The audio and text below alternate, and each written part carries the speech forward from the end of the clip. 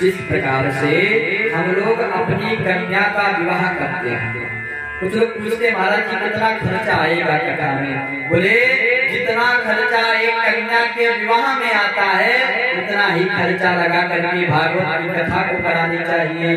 विवाहे यादृशं वित्तं तादृशं परिकल्पयेत्, उतना ही खर्चा और उतना ही ध्यान दे करके इस कथा को करानी चाहिए। और कहाँ पर हो? बोले जहाँ पर सब लोग आ सके, सुंदर सी भूमि का चयन कर करके सुंदर सा व्यास आसन बनवाना चाहिए, सुंदर सा पांडाल बनवा करके और तब कथा को सुननी चाहिए। लेकिन सुने किससे भाई? नियमता तो ये बताया गया कि सुने किससे? अच्छा, सटीक उदाहरण दे दिया व्यास जी ने। क्या उदाहरण दिया? जो विवाह वाला उदाहरण दिया, विवाहे यादृशं वित्तं। बोले हम लोगों को विवाह करना होता है कन्याओं का, तो विवाह में सबसे मूल बात क्या होती है? सुंदर वर मिलना। भाई पहले वर्ष तक तो वर ही ढूंढते हैं, जब कोई सुंदर वर मिलता है, सुंदर दूल्हा मिलता है, तब विवाह करते हैं, है ना? तभी तो विवाह करते हैं।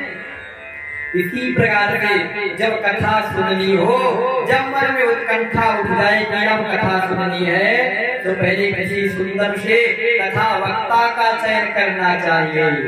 वक्ता का लक्षण बताया कि वक्ता हो कैसा। ऐसे किसी को नहीं वक्ता बना दिया जाता, ऐसे किसी को ला करके मंच पर नहीं बैठाना चाहिए।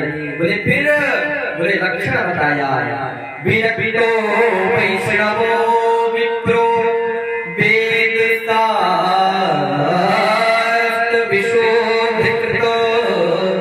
दृष्टांत कुशलो धीरो वक्ता कार्योति निष्पृहा। बोले पहले तो ब्राह्मण होना चाहिए जो वक्ता हो, कोई भी जाति का नहीं कथा कह सकता। बोले ब्राह्मण होना चाहिए और प्रयास ये करे कि विरक्त होना चाहिए, शादी विवाह इत्यादि ना हुआ हो। विरक्तो वैष्णवो विप्रो, वैष्णव संप्रदाय से दीक्षा लिया होना चाहिए, विप्र होना चाहिए। और बोले विप्र होने से ही कार्य नहीं चलेगा। भाई विप्र तो सब लोग है ब्राह्मण। बोले ब्राह्मण होने के साथ साथ में बचपन से ही गुरुकुल में जाकर के वेद शास्त्रों का अध्ययन भी किया गया। वेद शास्त्र विशुद्ध कृत, वेद को शास्त्र को पढ़ा हुआ होना चाहिए। अब किसी अनपढ़ को लाकर बैठा दिया तो क्या बोलेंगे? किसी गांव के गंवार ब्राह्मण को लाकर बैठा दिया जाए, उसे बोल पाएंगे? आप लोग बताइए।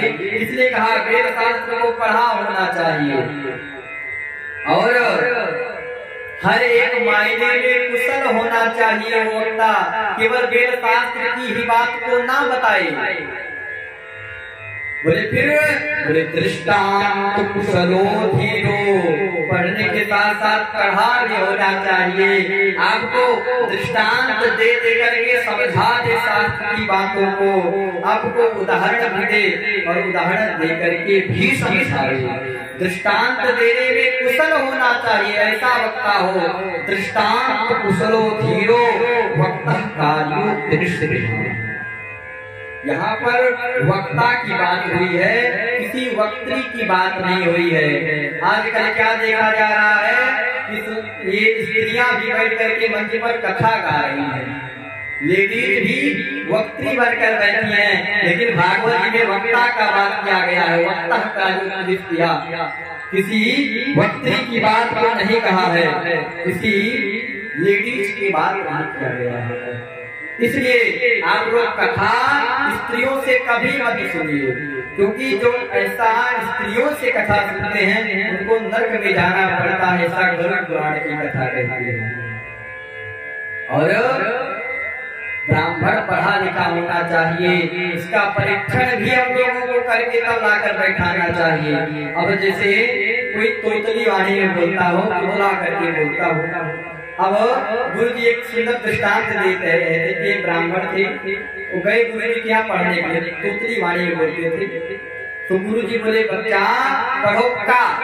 अभी तुतलाते थे, गुरु जी बोले का तो बोलते थे ता, बोले का बोले ता, बोले का बोले ता। गुरु जी बेचारे पढ़ा पढ़ा करके परेशान हो गए, वो का बोले तो उल्टा ही बोलते रहे। यद्यपि वो का बोलते थे लेकिन तोतली वाणी में का उनको लगता कि ये ता बोल रहे हैं।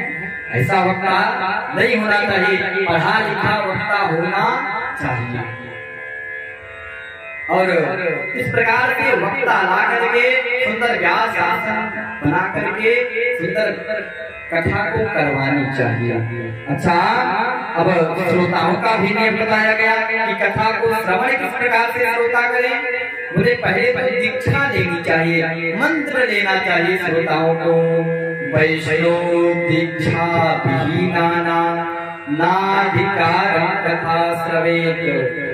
वैष्णव दीक्षा बिना लिए, बिना गुरु मंत्र लिए कथा सुनने का व्यक्ति अधिकारी नहीं होता। वैष्णव दीक्षा विहीनानां नाधिकारं कथा श्रवेत।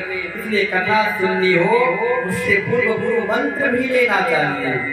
और जब कथा सुने तो कथा सुनने का क्या नियम? बोले भोजनम तु वरम मन्ये कथा श्रवण कारकं नोपवासा वरहा भोक्ता कथ विघ्न करो यदि। पहले तो कहा कि मेरा आहार धर करके, जिस प्रकार से परीक्षित जी ने बिना जल ग्रहण किए 7 दिन तक कथा सुनी, या तो इस प्रकार सुनी जाए। बोले संभव नहीं है। बोले फिर बोले घी पी करके सुना जाए। बोले महाराज घी पी कर भी नहीं संभव है। बोले फिर बोले दूध पिया जाए, दूध पी करके कथा सुना जाए। बोले महाराज कोई मरीज है कैसे चल पाएगा? बोले तो फिर दोनों टाइम फलाहार किया जाए। बोले महाराज 7 दिन में हालत खराब हो जाएगी। बोले फिर बोले एक समय फला आहार किया जाए, एक समय रात के समय भोजन कर लिया जाए। बोले मान लीजिए महाराज किसी को दवा इत्यादि लेना हो, बोले फिर वो भोजन दोनों समय करे लेकिन कथा को सुने। भोजनम तो वरम मन्ये कथा श्रवण कारकं। यदि कथा सुनने में विघ्न आ रही है तो दोनों